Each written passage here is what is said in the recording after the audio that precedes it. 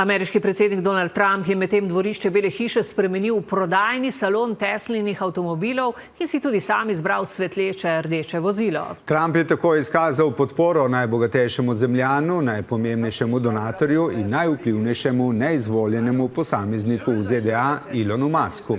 Ta je tarča vse več protestov, prodaja Teslinih avtomobilov pada, prav tako tudi milijarderjeva priljubljenost. Musk je namreč v Trumpovi vladi zadolžen za zmanjšanje porabe, zaradi njegovih predlogov je na 10 tisoče javnih uslužbencev že izgubilo službe. Pomembne vladne agencije pa nujno potrebna sredstva, poroča Tadeja Lampret. Pred Belo hišo Teslini avtomobili, v glavni vlogi pospeševalca prodaje pa ameriški predsednik. I'm going to buy because, number one, it's a great product, as good as it gets.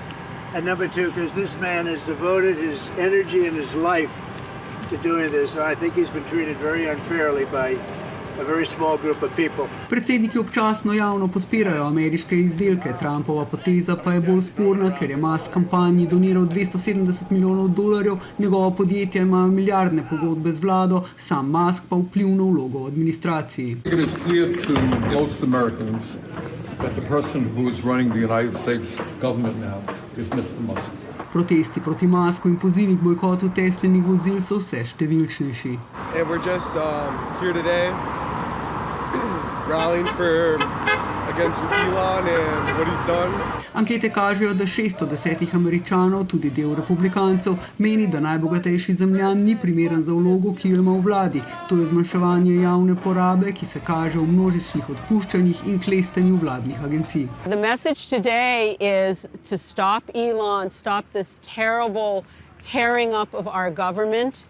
And get things back to normal. Brez služb so med drugim ostali znanstveniki, raziskovalci, vremenoslovci, okoljevarstveniki, tisti, ki skrbijo za veterane, nacionalne parke in izobraževanje otrok s posebnimi potrebami. Musku očitajo, da se varčevanja lotil z motorno žago, da dela napake in ne pozna dela vladnih služb.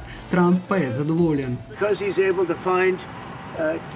Billions and billions and billions of dollars of fraud and waste and all of the things. I mean, our country is going to be very strong very soon because of a lot of the things that he's done. Malce nestrpni naj bi postajali vlagatelji v Muskovih podjetjih. Cena delnic Tesle je po volitvah padla, Musk dneve preživlja v Washingtonu ali Mar-a-Lagu. How are you running your other businesses? With great difficulty.